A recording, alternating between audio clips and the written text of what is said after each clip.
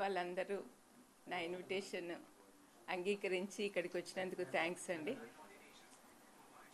నా ఉద్దేశం ఏంటంటే, ఈ ప్రెస్ మీట్ యొక్క ఉద్దేశం ఏంటంటే, మా ఇంటి ఆడపడుచులు, వైఎస్ కుటుంబ ఆడపడుచులు మా కుటుంబ గౌరవాన్ని రోడ్డు మీదకి వేస్తున్నారండి. నేను కూడా ఆ ఇంటి ఆడపడుచునే కాబట్టి I have to defend my family. నా ఫ్యామిలీని ఇంత అన్యాయంగా ఇట్లా మాట్లాడుతుంటే భరించలేకపోతున్నామండి.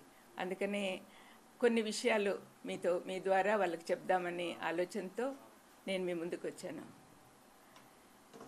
ఇక్కడ నిన్న రాత్రి నేను ఒక వీడియో చూస్తూ ఉన్నాను, వీడియో క్లిప్పింగ్ ఫ్రమ్ పులివెందుల.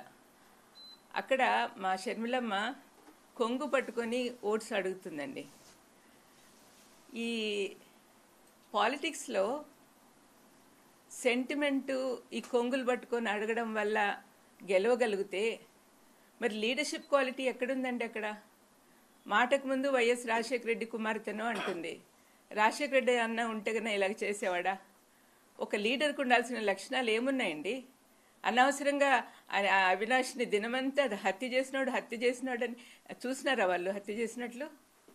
ఎవరు వాళ్ళకి ప్రూఫ్ చూపించారండి? ఎవరైతే హత్య చేశాడో వాడేమో బయట తిరుగుతున్నాడు. వాడు చెప్పిన మాటలు నమ్మి వీళ్ళు డిసైడ్ చేసేస్తారా? వాళ్ళేనా డిసైడ్ చేసేవాళ్ళు? మరి జడ్జిలు, కోర్టులు ఎందుకండి?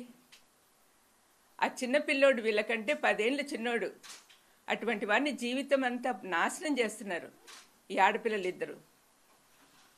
కొంచెమన్నా ఎంపతి ఉండాలండి. వాళ్ళలాంటి పిల్లోడే కదా, మా ఇంట్లో పిల్లోడే అబ్బాయి కూడా. మరి వాళ్లకు పిల్లలు ఉన్నారు, వాళ్ళ జీవితం అంతా ఎంత పాడు చేస్తున్నదో ఒకసారి షర్మిలమ్మ కానీ సునీతమ్మ కానీ ఆలోచిస్తే వాళ్ళకి అర్థమవుతుంది.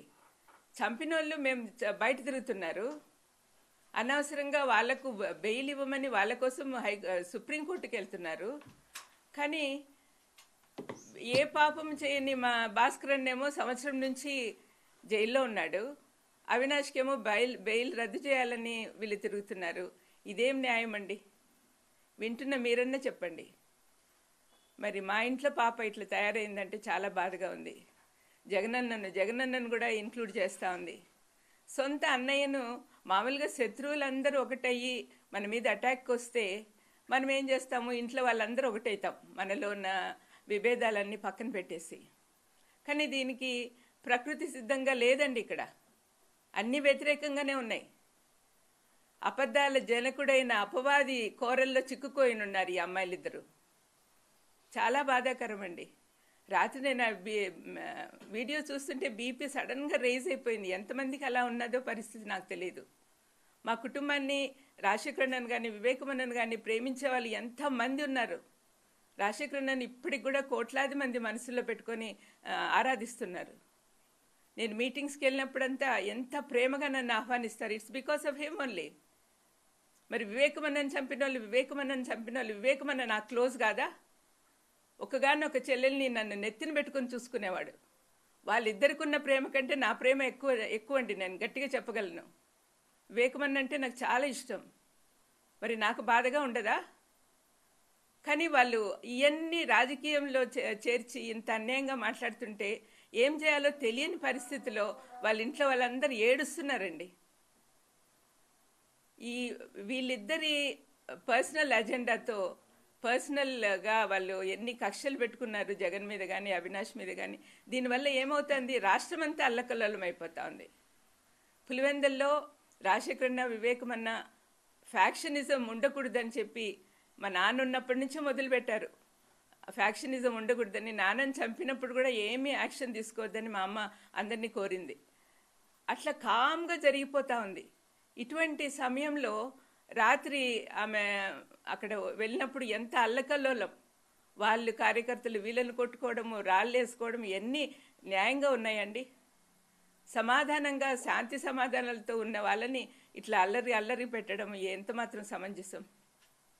ఇవన్నీ కూడా అండి దయచేసి వాళ్ళు చూస్తే, అమ్మాయిలారా మేనత్తగా చెప్తున్నా, దయచేసి మీరు మారండి. ఇప్పటికైనా నోరు మూసుకోండి. This is not correct. రాష్ట్రాన్ని పాడు చేస్తున్నారు. జగన్ ప్రభుత్వంలో పేదలందరికీ సంక్షేమాలు అందుతున్నా ఎంత హ్యాపీగా ఉన్నారో నేను చూస్తున్నా. మరి వాళ్ళ అటువంటి ప్రభుత్వాన్ని పడగొట్టాలని మీరు ప్రయత్నం చేస్తున్నారే, మీకు అసలు కరుణ జాలి ఏం లేదా? మీరే ఆలోచించుకోండి. కానీ మీరు చేసేది మాత్రం చాలా తప్పు అమ్మ. షర్మిలమ్మ, సునీతమ్మ, I'm very unhappy about it.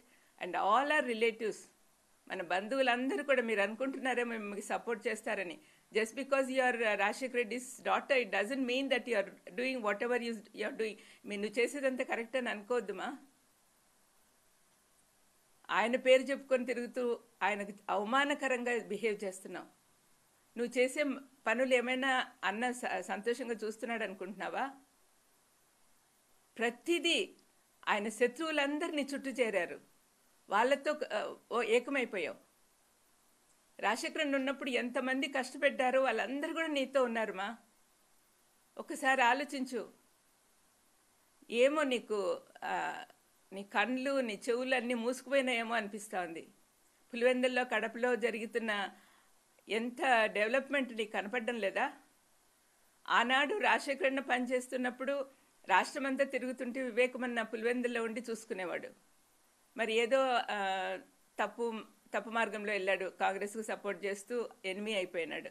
ఆ రోజు నుంచి తనకు జగన్కు ఒక సపోర్ట్ కావాలి కదా, అందుకని యవనస్తుడైన అవినాష్ని పెట్టుకున్నాడు. అవినాష్ ఏ లోటు లేకుండా గత 5 సంవత్సరాలు ఎంత పని చేసినాడో మీరు అందరూ చూసినారు. అవన్నీ ఎందుకు ఆలోచించటం లేదు మీరు?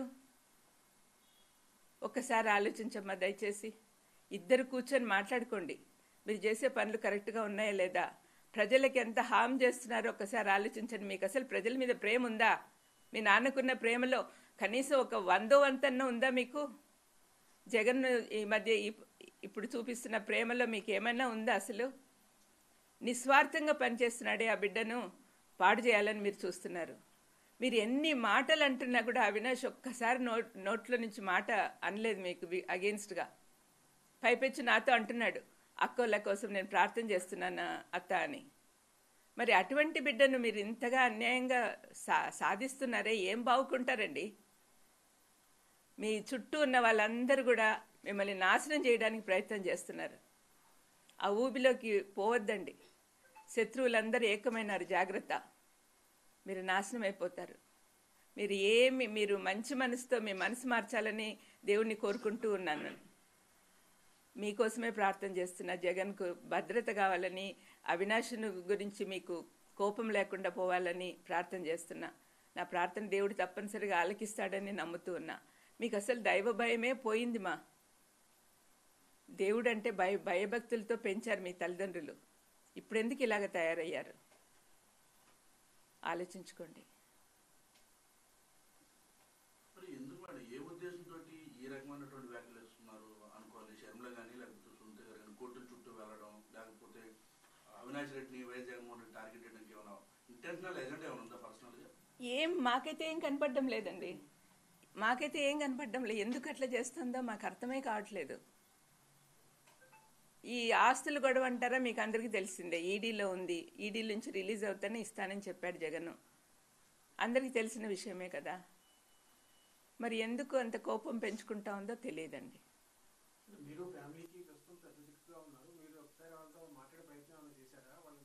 నేను చేశానండి. మీ జీవితాలు పాడు చేసుకుంటున్నారమ్మా, this is not the correct way అని చెప్పినప్పటి నుంచి నాతో మాట్లాడడం మానేశారండి.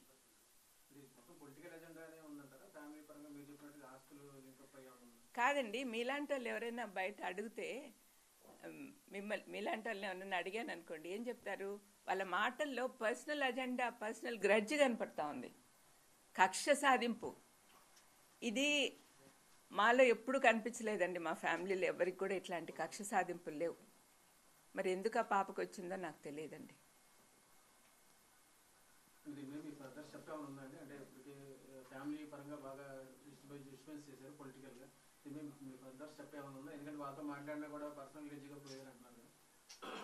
అంటే ఇప్పుడు మేము పెద్దవాళ్ళం అందరము చేతులు ఎత్తేసినట్టే. అంటే ఇంకా ఆమెను మార్చే శక్తి మాకు లేదని వాళ్ళ అమ్మ కూడా వెళ్ళిపోయింది అమెరికాకు.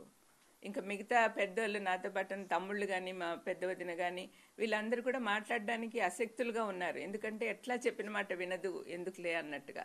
కానీ దీనివల్ల రాష్ట్రం నాశనం అయిపోతుంది, ప్రజలంతా బాధపడుతున్నారు. నేనెప్పుడు పేదోళ్ళ పక్కన తిరుగుతూ ఉంటానండి, పేదోళ్ళ మధ్యలో. వాళ్ళ బాధలు చూశాను నేను.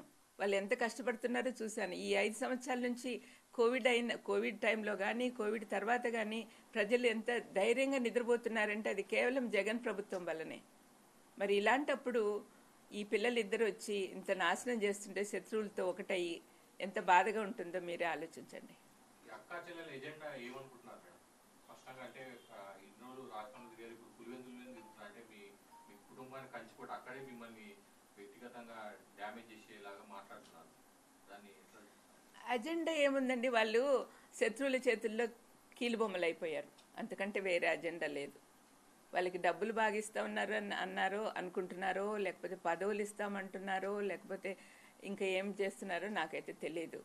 కానీ వరల్డ్లీ బెనిఫిట్సే వాళ్ళు కోరుకుంటున్నారు. జగన్ సీఎం అయినప్పటి నుంచి బంధువుల రికమెండేషన్లు పెద్దగా పట్టించుకోడే. ముందు నుంచి చెప్పినాడు మాకు, మీరు బంధువులు ఇంటర్ఫియర్ కావద్దండి, నాకు మొహమాట పెట్టద్దండి, నాకు మా ఆఫీసర్లు, మా మినిస్టర్లు, మా ఎమ్మెల్యేలు వాళ్ళు ఎట్లా చెప్తే అట్లా పోదాము అన్నట్టుగా చెప్పాడు. అందుకని వాళ్ళకి పనులు కావట్లేదని కోపం పెట్టుకున్నారు. అందరికీ పదవులు కావాలండి, అందరికీ పదవులు కావాలా?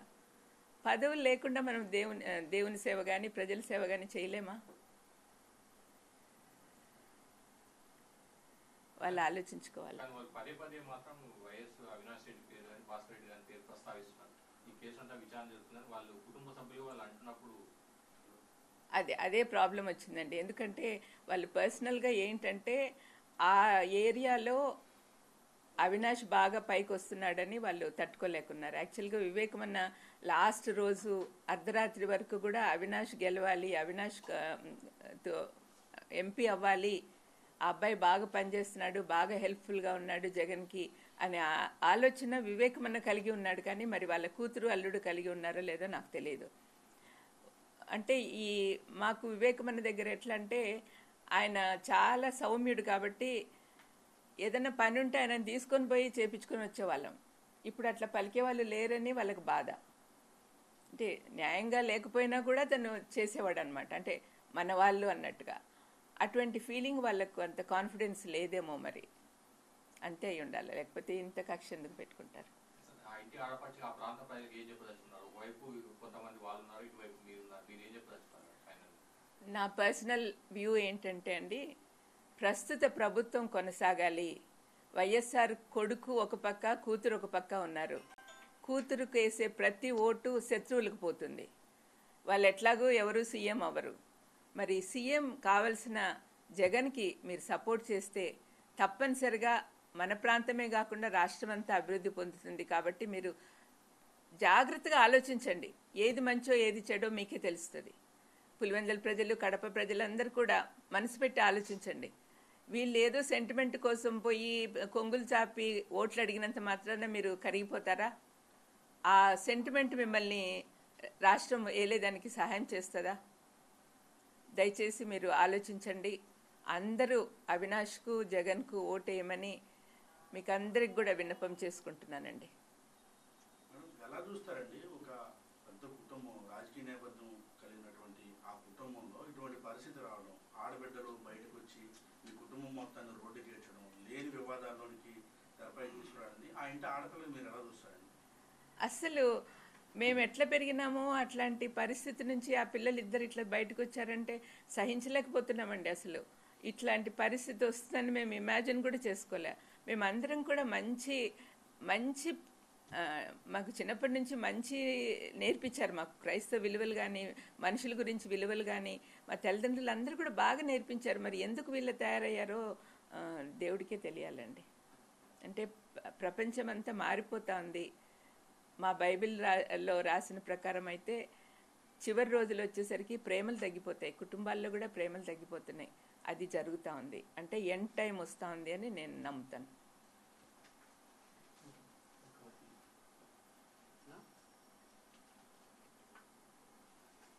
దయచేసి ప్రజలందరూ కూడా, ఆంధ్రప్రదేశ్ ప్రజలందరూ కూడా జగన్కు ఓటేయాలని, జగన్ పార్టీ తరపున నిలబడిన ప్రతి ఎమ్మెల్యేను, ఎంపీని గెలిపించాలని కోరుతూ ముగిస్తున్నాను.